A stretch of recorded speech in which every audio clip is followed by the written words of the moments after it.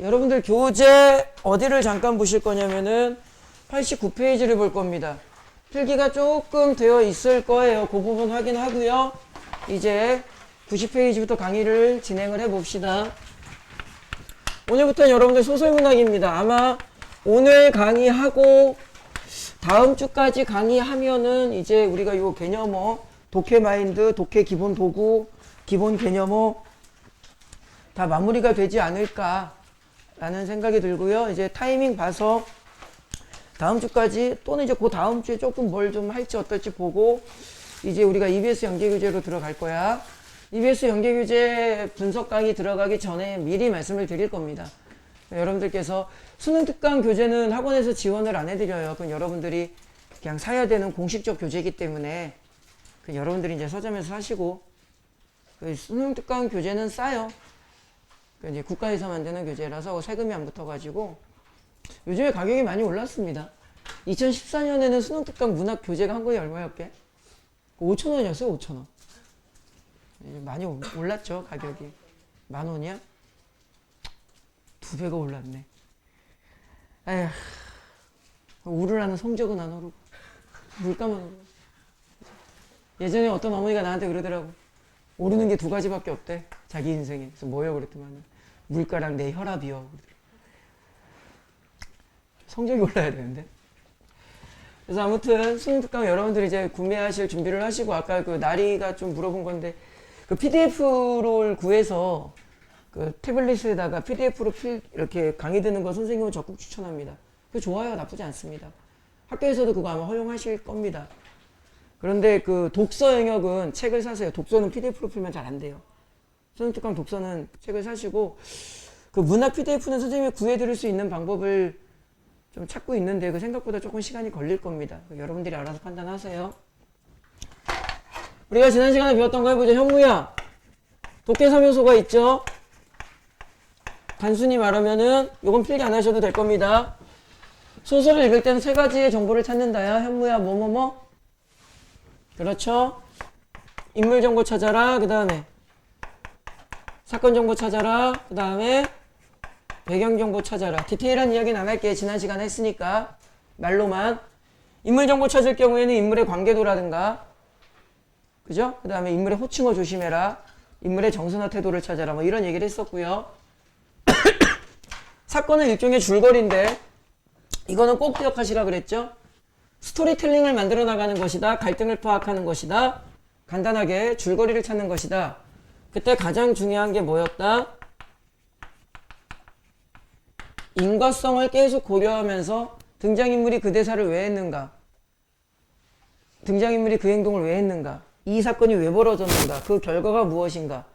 인과성을 계속 머릿속에서 놓치지 말고 찾아가셔야 돼.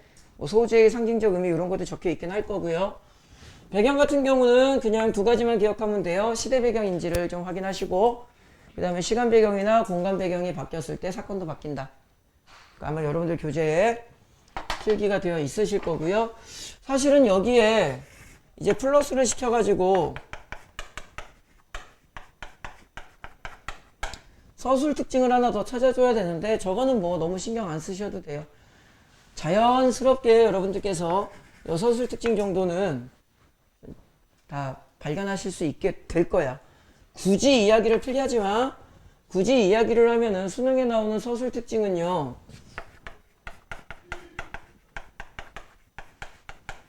제시문 구조를 내요.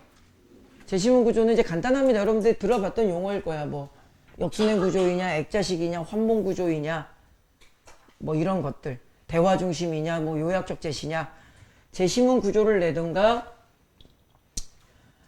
아니면은 이제 시점을 내는데, 요 시점에 관련된 문제가 나왔을 경우에는 저 기본적인 배경 지식이 필요합니다. 다 배울 거야. 어렵지 않아요. 쉽게 할 수 있을 거야. 우리가 지난 시간에 배웠던 거 저거고요. 여러분들 89페이지에 필기 공간이 조금 여유가 있을 거니까 아무데나 적당히 하나만 조금 더 필기를 해볼게요. 소설을 우리가 뭐 당연한 말이겠지만 소설을 모의고사나 수능이나 뭐 수능특강이나 공부할 때 교과서에서도 공부하실 때도 마찬가지입니다. 소설 전문을 배우나? 단편 소설은 이제 전문을 배우겠지만 여러분들 그 권성구 같은 경우는 허생전 배웠죠. 화원고도 허생전 배웠지. 그지? 그건 거의 전문이 수록되어 있을 겁니다. 허생전 같은 경우는. 그런 식으로 좀 전문을 배우는 작품이 있기는 한데, 단편소설이라면. 근데 수능이나 이런 데서는 우리가 전문을 다 배우지 않죠. 소설의 전문이 이렇게 있다며 수능에 나오는 지문은 이런 식일 거야. 일부분을 발췌할 거야. 한 군데만 발췌하는 경우도 있고 이렇게 두 군데를 발췌하는 경우도 있겠죠. 이렇게 띄엄띄엄 두 군데를 발췌하는 경우에는 그 사이에 중략이 들어가든가 또는 중간 줄거리를 이렇게 제시를 해줍니다. 그죠? 그러면 우리가 한 가지 궁금한 게 있어. 그 소설 전문 중에서 왜 출제자는 뭐 우리 수업을 기준으로 봤을 때 저렇게 발췌를 했을까?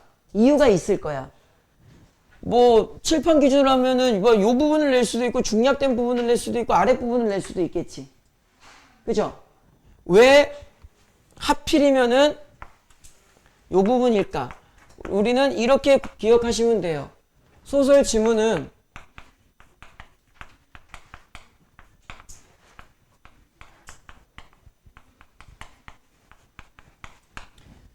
이거는 뭐 지금 가르쳐 드리는 것은 안다 그래서 소설을 더 독해가 잘 되진 않아요. 그냥 기본적인 이해를 하려는 거야. 수능에 대한. 발췌형 지문 제시입니다. 그러면은 왜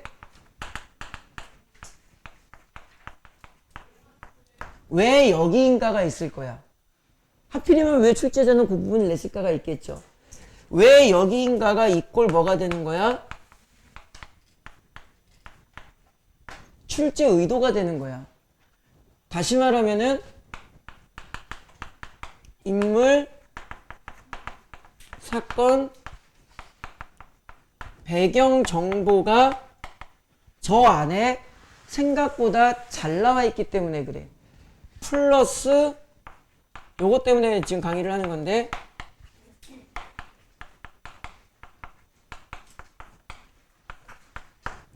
보기 관련 지문이기 때문에 그래. 보기를 주고 그 보기에 관련된 내용을 출제하고 싶은데 그 보기에 관련된 내용이 조 발췌 쪽에 잘 나타나 있기 때문에 그 부분을 골라내는 거야. 그래서 우리는 항상 머릿속에 끊임없이 반복하는 문학의 기본적인 루틴이 있죠. 그게 바로 뭐야? 보기를 반드시 먼저 읽는다. 그래서 이 무교특강 들으신 분들한테는 선생님이 뭐 무교특강 반드시 들어야 되는 거 아닙니다. 그 말씀을 드렸었죠. 보기만큼 읽어라. 보기에 나와 있는 정보만큼 찾아라. 기억나지? 그죠? 그래서 요거 하나만 더 좀 적어주셨으면 좋겠고요.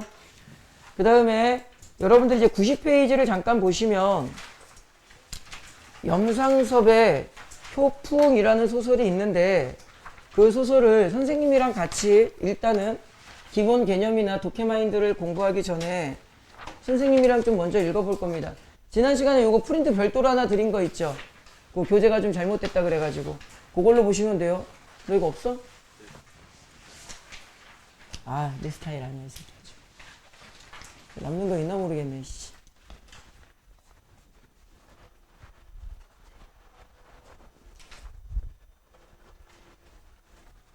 하나 남았네. 없다며!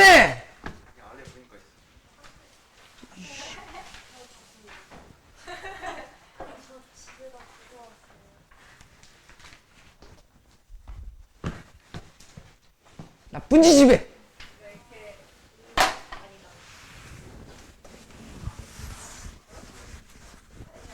자, 선생님이랑 같이 읽어볼 거야. 일단 여러분들이 기억하셔야 되는 건 뭐다? 인물, 사건, 배경 기억하고요. 어떤 느낌으로 실제 실전 독해가 이루어지는가만 좀 보시면 돼요. 선생님이랑 같이. 지문은 잘못된 게 없어요. 사실 그 뒤에 문제가 잘못돼가지고 프린트를 다시 드린 거니까 지문 자체는 그냥 교재 보셔도 됩니다. 그럼 어쩝니까? 몰이를 합니까? 글을 팔아 호구가 되겠습니까? 보통 소설에 이렇게 시작을 해요. 소설 시작점에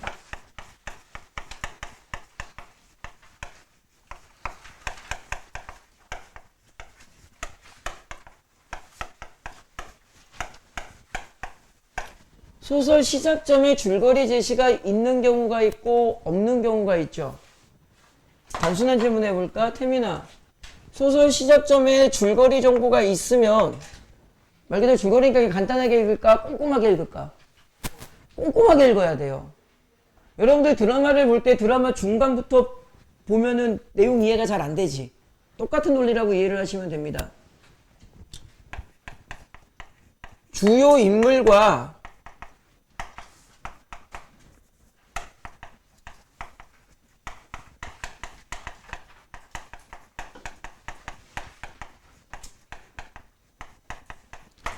주요 인물 정보와 사건의 시작점이 제시가 됩니다. 꼼꼼하게 읽으셔야 돼요. 두 번째, 줄거리가 지금 우리 교재처럼 줄거리가 제시되지 않는 경우가 있어요. 이때는 지금 다시 읽어보면 뭐 밑도 끝도 없이 그럼 어떡합니까? 몰이를 합니까? 글을 팔아 호구가 되겠습니까? 갑자기 뭐야 이게? 밑도 끝도 없이 시작을 하죠. 그죠? 그러면 어떤 학생이 이 대사가 누구 대사인지 이 내용이 무슨 내용인지 알겠어 모르겠어? 모른다고. 그죠? 그래서 심리적으로 여러분들이 좀 조바심이 날 때가 있을 거야. 그러면 망하는 거야. 읽다 보면 알게 되니까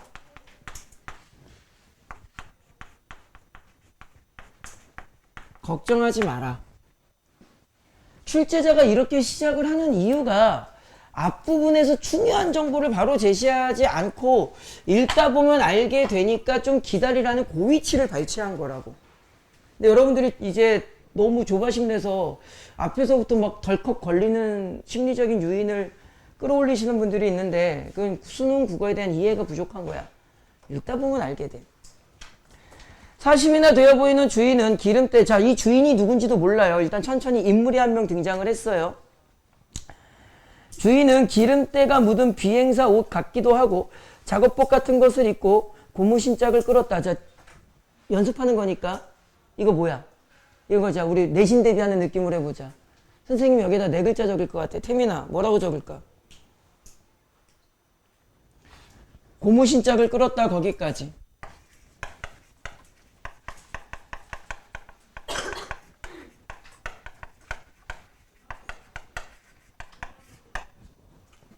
그렇지. 요약묘사죠. 엄밀하게 말하면 우리가 운문문학 강의할 때도 마찬가지였죠. 표현상의 특징은 선택지에 있는 것만큼만 역추적을 하면 되기 때문에 항상 제일 첫 번째 배열되는 서술상의 특징, 표현상의 특징 선지는 먼저 검토하라고 했지. 그 선택지에 묘사가 나와 있다면은 그때 이제 고민하면서 읽으면 되는데 여러분들께서 평소에 공부하실 때는 묘사 같은 것들은 좀 스스로 찾는 연습을 많이 하셔야 됩니다. 생각보다 묘사 같은 거는 눈에 잘 안 보여요.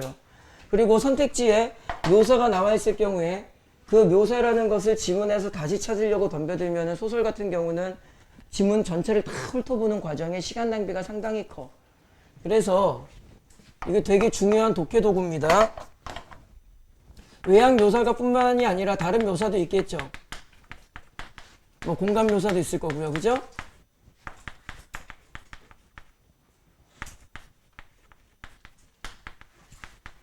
이런 독해 도구들은 잘 기억하셔야 돼. 묘사는 미리미리 체크하셔야 됩니다. 기억해. 묘사는 미리 체크해 놓는 거야. 선택지 보고 나중에 찾으려고 그러면 시간 낭비 생깁니다. 그리고 지금 말하는 건 적지 마세요. 이 소설가가 염상섭 씨가 외양 묘사를 한 데는 태민아 이유가 있다 없다. 모든 텍스트에는 다 이유가 있어요. 그러니까 외양 묘사를 한 이유도 있을 겁니다. 그죠? 인물의 뭐 캐릭터를 보여준다든가 인물의 성격을 보여준다든가 인물의 정보가 내재되어 있는 어떤 게 있을 수는 있어요. 이때껏 부엌에서 빈대떡을 지지다가 내다보던 길에 앓은 채를 한 모양이다. 무슨 말인지 모르겠어. 빈대떡은 병문 친구, 이 문장 생각보다 어려울 거예요.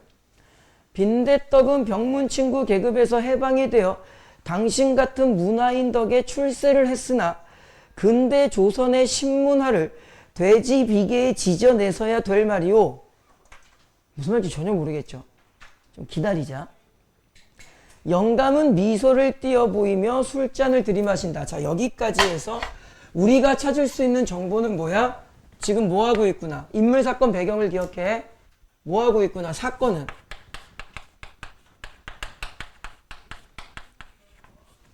대화를 하고 있구나. 그 대화의 인물은 대화를 하니까 두 명이겠죠. 민경아, 누구랑 누가 대화하고 있구나.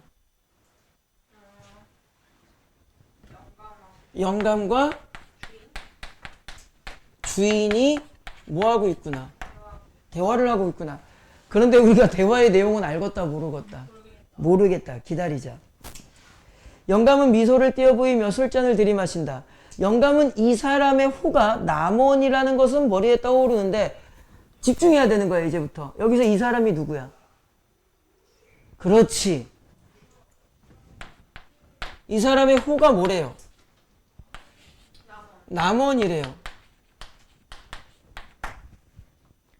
호가 남원이라는 것은 머리에 떠오르는데 이름이 생각나지 않아서 자기의 것만증에 짜증이 날 지경이나 어쨌든 10여 년 전에 자력으로 잡지도 경영하고 신지인 작가로 이름을 날리던 사람이다. 무슨 정보야?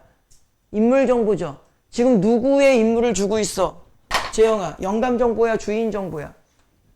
주인 정보죠. 호는 남원이고 약간 있는 대로만 잡지사를 경영했었고 유명한 사람이었는데 지금 그렇다는 거야? 과거에 그렇다는 거야? 재영아, 과거에 그렇다는 거야. 현재는 뭐하고 있는 사람이야? 얘는 과거고 현재는 뭐하고 있는 거야? 빈대떡 가게 하고 있는 거죠. 간단하게 쓰자면. 현재는 빈대떡 가게 하고 있는 거죠. 정확하게 읽어야 돼. 영감은 너무 의외인데 어이가 없고 가엾은 생각이 들었다. 심리정보. 지난 시간에 필기했던 거 잠깐 기억해봐. 인물에서 가장 중요한 게 뭐라 그랬니? 심리정보라 그랬죠. 그 영감은 이 주인을 바라보며 심리 상태가 어떻다? 표현을 바꿀게요. 좀 가여운 생각이 들었다. 좀 연민을 느꼈다. 됐죠? 뭐 사업이 망했는지 어땠는지 모르겠어요. 잔을 비워 술을 권하니까 주인은 손을 내두르고 주전자를 따라 들어주며 선생님이 이런 상황에 양식집 찻집을 내놓고 빈대떡집에를 들어오실 줄은 몰랐습니다. 질문 다시. 태민아, 여기서 선생님이 누구야? 그렇죠. 그럼 주인이 영감에게 하는 이야기지. 이때 소설은 추론적인 사고가 필요해. 선택지를 보면서 추론할 수 있는 거야. 질문을 해볼게. 이 영감과 주인은 서로에 대한 정보가 있다 없다? 서로에 대한 정보가 있다. 얘가 알고 있었잖아. 그리고 지금 그 영감이 그 주인이 뭐라 그랬어? 선생님이 이런 데 오실 줄은 몰랐습니다. 이렇게 얘기를 했지. 서로에 대한 정보가 좀 있는 거야. 주인의 눈에는 미국 갔다 온 이 하이칼라 노신사가, 여기서 질문 다시. 여기서 말하는 이 하이칼라 노신사가 누구야? 태민아, 영감이죠. 그죠? 여러분들 요건 요령입니다. 요걸 세 글자로 뭐라고 해? 미국까지 갔다 온 하이칼라. 하이칼라가 뭐야? 문화인, 지식인 이렇게 되는 거지. 그렇지. 그죠? 얘는 문화인이고 지식인입니다. 빈대떡 접시를 앞에 놓고 앉아있는 것이 가엾어 보였다. 얼레리오? 주인도 영감에게 뭘 느끼고 있구나. 연민을 느끼고 있고 서로가 서로에게 연민을 느껴. 그 이유는 표면적으로만 보면은 영감이 주인에게 연민을 느끼는 이유는 되게 유명했던 사람인데 빈대떡 가게는 하고 있으니까 연민을 느낀 거고 주인이 영감에게 연민을 느끼는 이유는 문화인이고 지식인인데 빈대떡이나 먹고 있으니까 연민을 느낀 거고. 보이는 만큼만 가면 돼요. 됐죠? 응. 내가 이렇게 영락하기나, 이거 무슨 말이야? 태민아, 영락이 뭐야? 모르죠? 상관없어. 여러분들 문학은요, 그 단어 몇 개 모른다고 못 읽는 거 아닙니다. 뭐 굳이 설명을 하면 이제 뭐 실패하다, 무너지다, 세력이 약해지다 이런 뜻인데 몰라도 돼. 남원이, 여기서 남원이 누군지 이제는 우리는 알아. 태민아, 누구야? 주인이 붓대를 던지고 녹두를 갈고 지짐을 붙이기나 가엾긴 일반이오마는 태민아, 이거 누구 대사야? 영감대사야. 그럼 여기서 붓대를 던지고의 문학적 표현, 우리는 문학을 공부하는 거니까 붓대를 던지고의 문학적 표현이 칠판을 기준으로, 붓대가 의미하는 게 뭐겠어, 태민아? 칠판 기준으로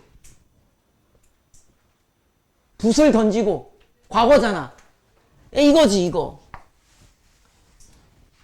이 삶을 비유한 거지. 뭐?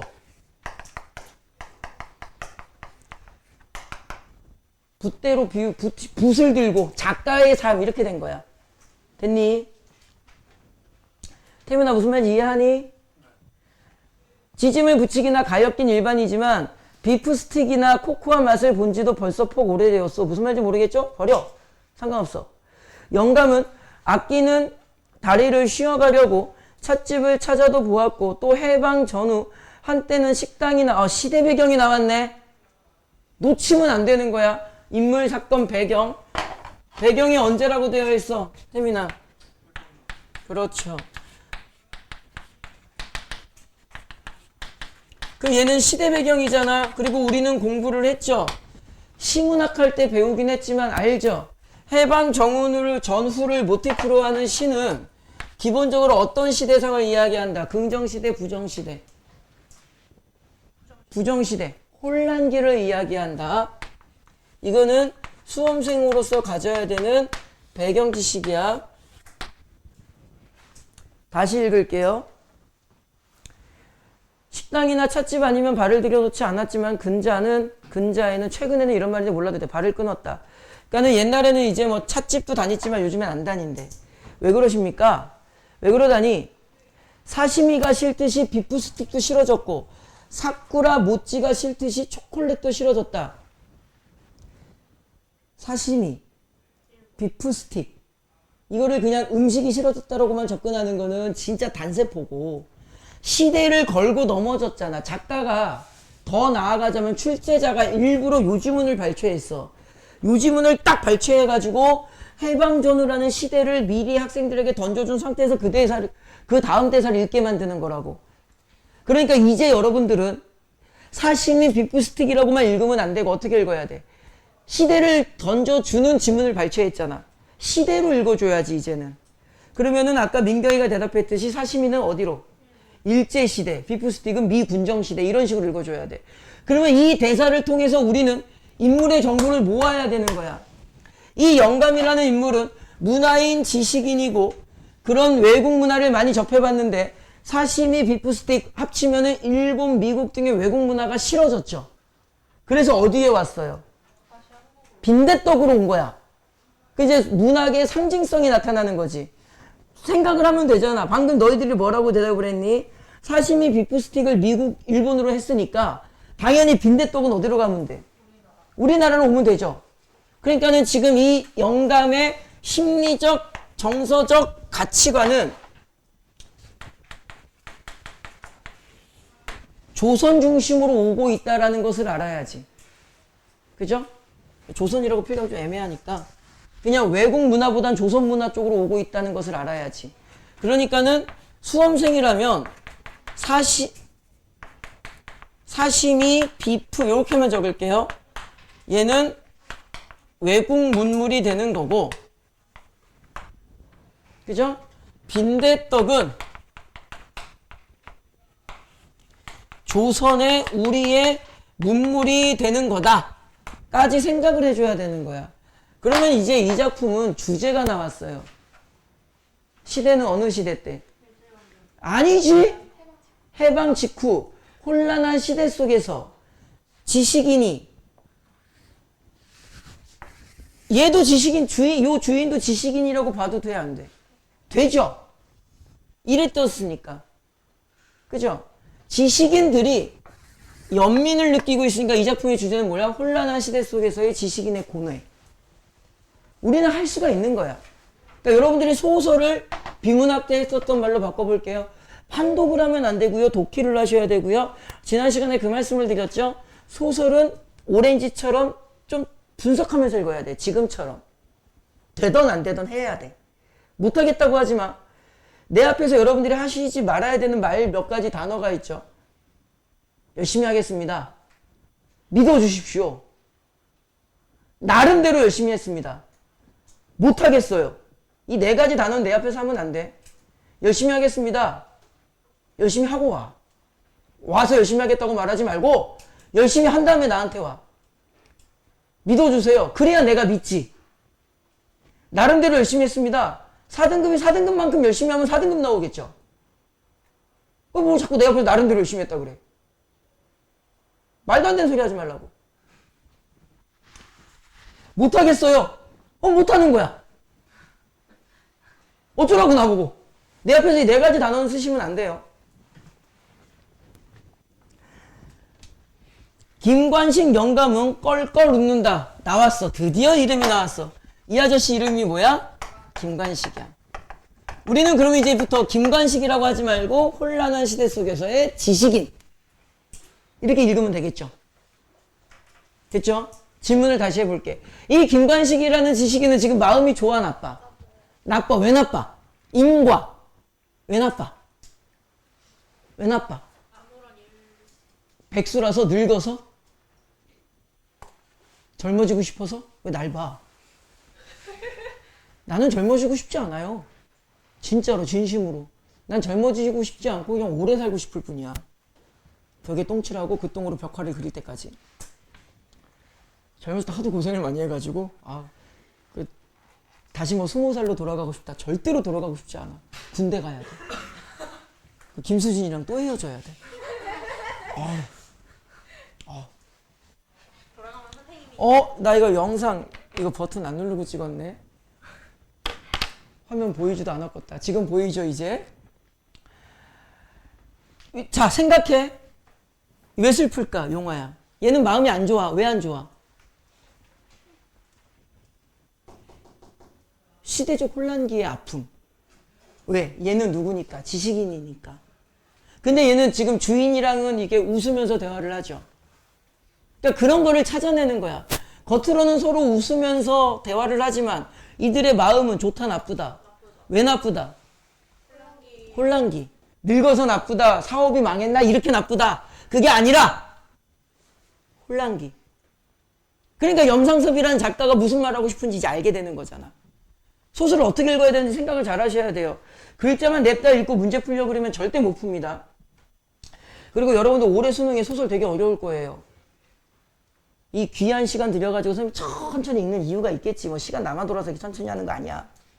그 다음에 중략 줄거리, 발췌형 지문 아까 이야기했죠. 중략 줄거리를 준 이유가 있을 거야.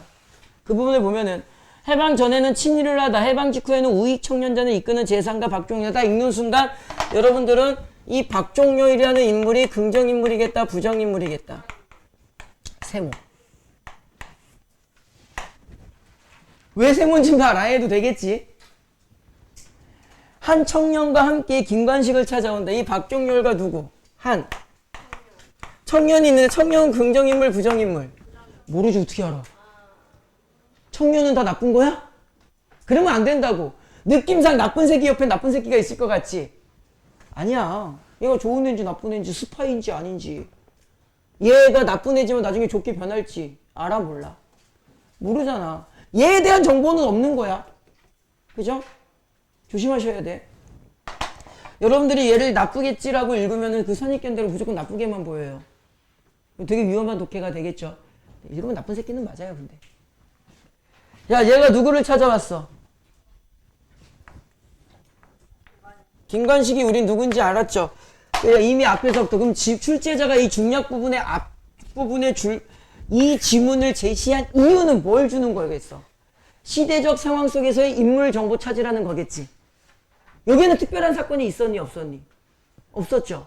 그러니까 이렇게 인물 사건 배경 중에서 출제자가 우리에게 던지는 정보가 어떤 정보인지를 찾아야 돼. 이 앞에서는 시대와 인물 정보를 준 거야. 그 인물 정보를 가지고 여기까지 넘어와야 되기 때문에 그래. 됐니? 그러니까 이 중략 부분 앞부분에는 무슨 정보를 중심으로, 인물 정보를 중심으로 이 지문을 발췌했구나. 발췌한 이유가 뭐구나? 인물에 대한 정보를 찾으라는 이유구나. 생각을 해야 된다고. 이게 여기까지 독해가 돼야 그 다음이 빨라져. 가장 중요한 포인트. 소설은요, 앞을 천천히 읽으셔야 됩니다. 무조건. 그래야지 뒤로 갈수록 빨라져요. 이게 어떻게 빨라지는지를 여러분들이 체험을 해볼 거야. 선생님이 이 시간을 한 3, 4분, 4분 정도? 3, 4분? 4분 정도 드릴 테니까 중략 아래 여러분들이 읽어보세요. 지금 빨리. 시작. 쭉 집중해서 쭉 읽어봐. 읽기만 하세요. 계속.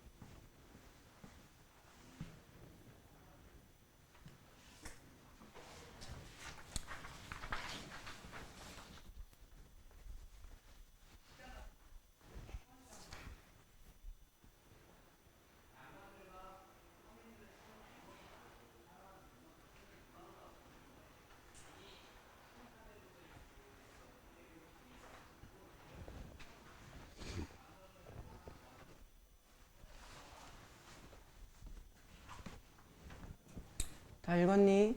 대충만 보면 돼요. 4분까지는 필요 없네. 그죠? 자, 칠판만 보세요. 저희 팁을 하나 가르쳐 드릴. 이거부터 질문을 해볼까? 막 사건이 크게 발전하니? A, B, C, D로 막 넘어가니?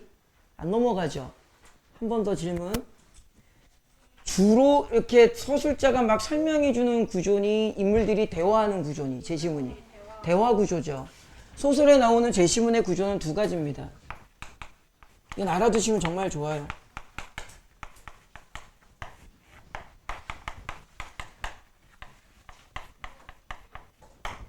서술 위주가 있고요. 알아두세요. 앞으로 계속 언급할 겁니다.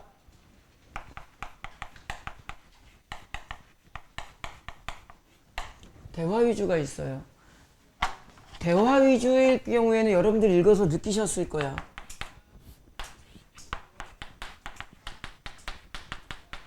사건 전개가 전혀 없진 않죠. 그죠? 어느 정도 진행은 되죠. 근데 막 A, B, C, D 막 넘어가 안 넘어가? 안 넘어가죠. 상당히 느립니다. 그러니까 이미 마음속에서 여러분들은 딱 보는 순간 대화 위주면은 사건을 끌고 나가는 마인드가 아니라 어떤 마인드로 읽으셔야 돼? 인물의 관계 플러스 가치관, 요걸 찾으셔야 돼. 뭐 정석까지 적으면 더 좋겠죠, 뭐 사실은. 자, 한번 봐봐. 아주 간단하게 요약이 돼버릴 거야. 청년도 이제 읽으니까 좋은 애야, 나쁜 애야? 나쁜 애죠? 간단하게 해보자. 얘들이 찾아왔지. 인과를 따지라 그랬죠. 그죠? 목적이 있습니다. 간단하게 청년과 박종규 누구 꼬시러 온 거야? 김관식을 왜 꼬시러 온 거야? 자기가 김관식 출마하라고? 이렇게 문제를 풀면 큰일 나죠. 나중에 여러분이 실전 문제 풀이할 때 선생님이 정말 강조하는 게 있습니다.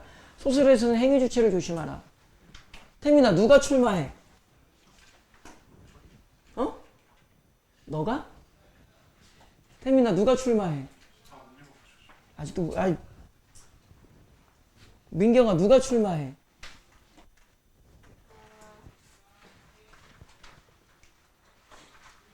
예원아, 누가 출마하려 그래? 3명 중에 1명이 출마하겠지? 누가 출마하려 그래? 청년이 출마하는 거야. 그치? 청년의 정치 출마에서 김관식의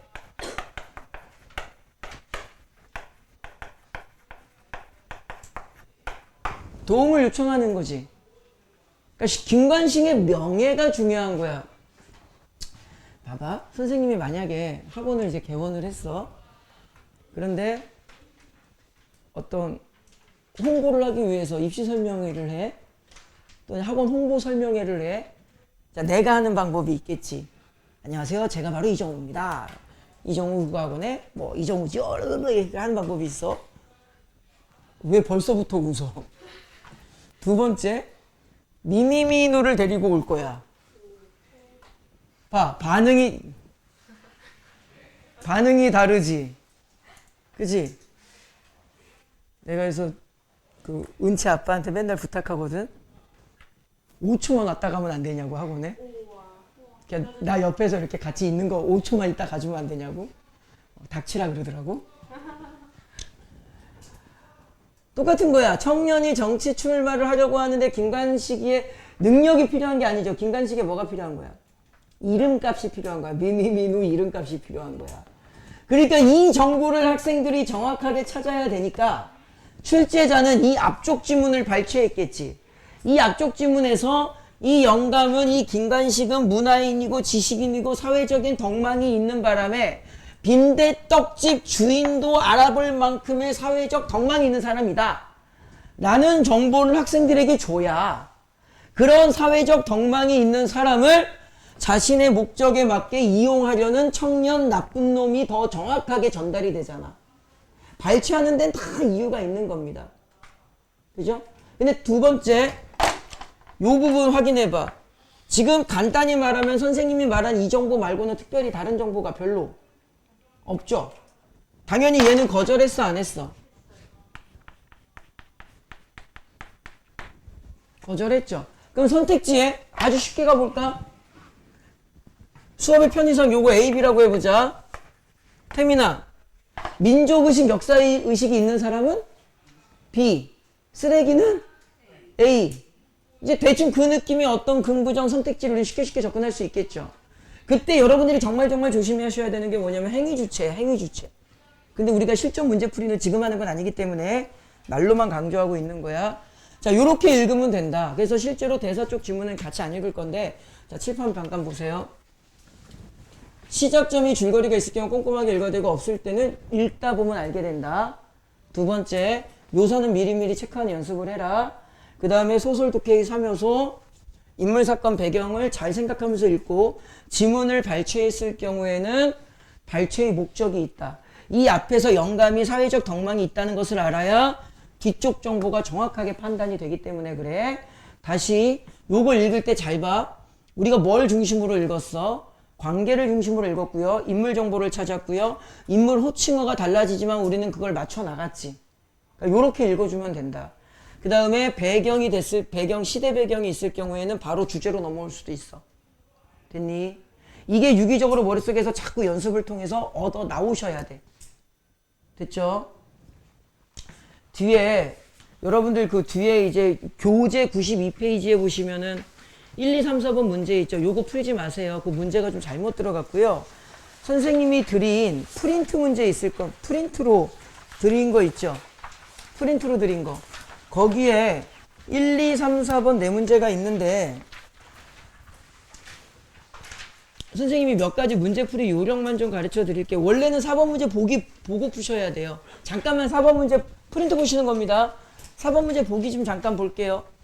이 작품은 해방 직후의 혼란한 사회. 우리는 아까 이미 지문에서 찾았어, 못 찾았어? 찾았죠? 해방 직후에 혼란한 사회를 사는 인물들의 다양한 현실 대응 방식. 자, 집중. 다양한 뭐? 현실 대응 방식. 질문. 김관식과 주인은 같은 맥락, 다른 맥락. 얘네 두 명은. 좀 비슷하지? 얘들은 현실 대응을 어떻게 했어? 적극적 저항이야? 짱박히기야? 짱박히기지. 그건 선택지에 뭐 적극적 저항, 뭐 투철한 뭐 이런 거 나오면 틀린 거야. 그죠? 대응 방식. 짱박힌 거지, 그냥. 그러니까 짱박힌 거 요쪽 지문 읽으면 나올 거야, 사실. 정치 안 한다가 뭐야? 짱박히겠다는 거잖아. 됐죠? 부도덕한 인물들이 득세한 부도덕한 인물 누구? 얘네들. 부도덕한 인물이 득세하는 현실 속에서 양심을 지키기 위해 노력하는 인물 누구? 얘네 두 명이겠지. 양심을 지키기 위해 노력하는 인물들은 기존의 삶의 방식을 바꾸거나 누구? 기존의 삶의 방식을 바꾼다. 누구?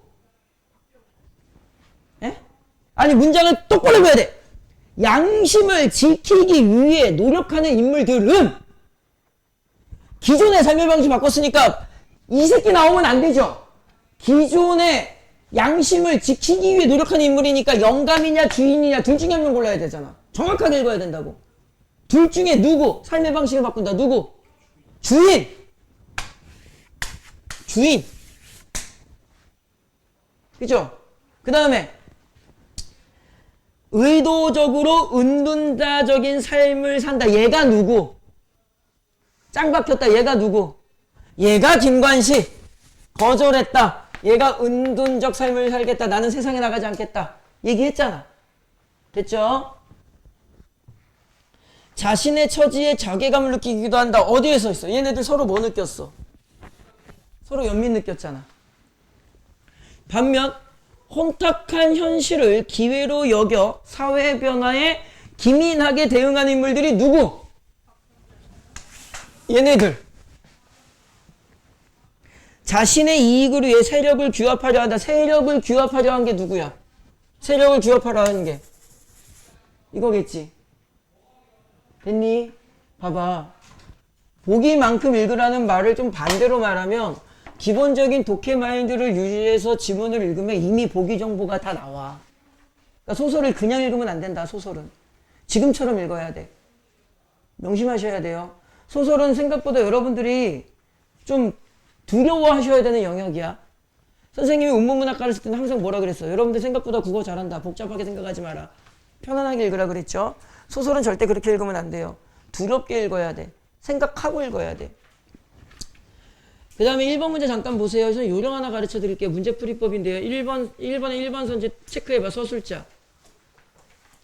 2번 서술자, 3번 서술자, 4번 서술자, 5번 서술자. 1번부터 5번까지 전부 다 무슨 얘기하고 있어? 서술자, 서술자, 서술자, 서술자 이야기하죠. 그렇지. 예원아, 이때 뭐 찾으라는 거야? 자, 교재 어디를 잠깐 보실 거냐면은요. 교재 98페이지를 잠깐 갈게요. 거기를 먼저 강의를 할게요. 힘들더라도 여기까지는 듣고 갑니다. 듣고 쉴게.